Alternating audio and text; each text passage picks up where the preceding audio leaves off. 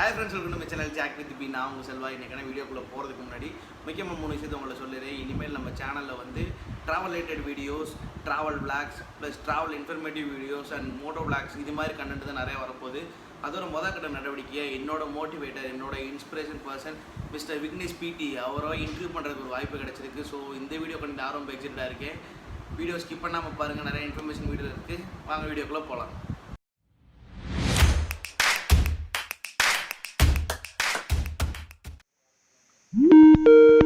Hi Selva, எப்படி இருக்கீங்க? செம்மையாக இருக்கேன் ப்ரோ. நீங்கள் எப்படி ப்ரோ இருக்கீங்க? சூப்பராக இருக்கேன். அப்புறம் எப்படி ப்ரோ போகுது? எனக்கு கடுப்பாக போகுது ப்ரோ.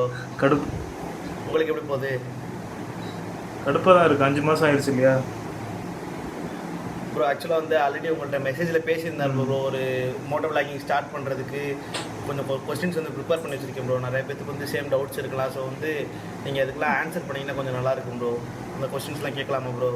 கேளுங்க ப்ரோ. இப்போ வந்து பார்த்தீங்கன்னா ஃபஸ்ட்டு வந்து சேஃப் ரைடு ப்ரோ. என்னோட டவுட் வந்து ஃபஸ்ட்டு வந்து சேஃப் ரைடு. இப்போ சேஃப் ரைடுன்னு சொல்லி ஒரு ட்ரைவ் பண்ணால் வந்து சேஃபாக போகணும், சேஃப் ரைடாக நம்ம பிளான் பண்ணணும் அப்படின்னு சொல்லி நீங்களும் நிறைய வீடியோஸில் சொல்லியிருக்கீங்க. நிறையா மோட்டோ விளாகர்ஸுமே சொல்கிறாங்க சேஃப் ரைட் பண்ணணும், சேஃப் ட்ரைவ் பண்ணணும்னு சொல்லி.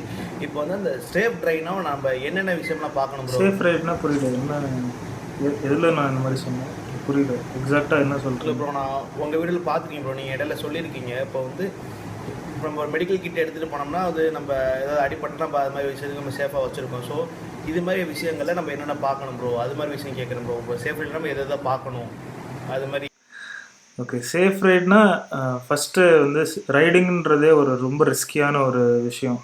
நம்ம 4 வீலர் ஓட்டுறதுக்கும் 2 வீலர் ஓட்டுறதுக்கும் ரொம்பவே பெரிய வித்தியாசம் இருக்குது. அதனால் 2 வீலர் ஓட்டும் போது நம்ம மேக்ஸிமம் நம்மளால் எவ்வளோ சேஃப்டியாக இருக்க முடியுமோ அதை நம்ம பண்ணணும். அது வந்து ரைடிங் கியர்ஸாக இருக்கட்டும், நம்ம நல்ல குவாலிட்டி ரைடிங் கியர்ஸில் இன்வெஸ்ட் பண்ணணும். அப்புறம் நம்ம ரோடில் இருக்கிற லாஸோ ரூல்ஸோ அதை வந்து மதித்து போகணும். அது இல்லாமல் எந்த டைமில் ரைட் பண்ணுறோம், அதாவது நைட் ரைட் இதெல்லாம் அவாய்ட் பண்ணுறது, அந்த மாதிரி நிறைய விஷயம் இருக்குது சேஃப் ரைடிங்னு சொல்ல போனால். ஸோ அது எல்லாமே வந்து ஒரு ரைட் போகும்போது இது எல்லாமே மைண்டில் வச்சுட்டு தான் ஒரு ரைடை பிளான் பண்ணுவோம். அதே மாதிரி ஒரு குரூப் ரைட் போகிறோன்னா கூட எல்லாரையுமே வந்து இதை என்ஃபோர்ஸ் பண்ணுவோம், இதெல்லாமே ஃபாலோ பண்ணுறோம் அப்படின்னு. ஏன்னா சோலோவாக போகிறதுக்கும் குரூப் ரைட் போகிறதுக்கும் நிறைய வித்தியாசம் இருக்குது. குரூப் ரைட் போகும்போது நம்ம ஒன்று ஆர்கனைஸ் பண்ணுறோன்னா நிறைய பேர் நம்மளை நம்பி வராங்க. ஸோ நம்மக்கிட்ட கொஞ்சம் ரெஸ்பான்சிபிலிட்டிஸ் நிறைய வந்துடும் குரூப் ரைட் போகும்போது. அதனால அவங்க எல்லாரையும் சேஃபாக கூட்டிகிட்டு போயிட்டு திருப்பி சேஃபாக கொண்டு வர்றதுன்றது அவ்வளோ ஈஸியான விஷயம் இல்லை. அதனால கொஞ்சம் எக்ஸ்ட்ரா நம்ம கேர் எடுத்துக்க வேண்டியது வரும் இந்த மாதிரி ரைட்ஸில்.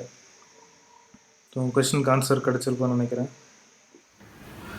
கண்டிப்பாக ஃபாலோ பண்ணுறேன் ப்ரோ. இந்த 3 ரூல்ஸை நானுமே ஃபாலோ பண்ணுறேன். இந்த ரூல்ஸ் எல்லாமே ஃபாலோ பண்ணாவே ரொம்ப பெட்டராக தான் இருக்கும். ஸோ வந்து யூஸ்ஃபுல்லான டிப் தான்.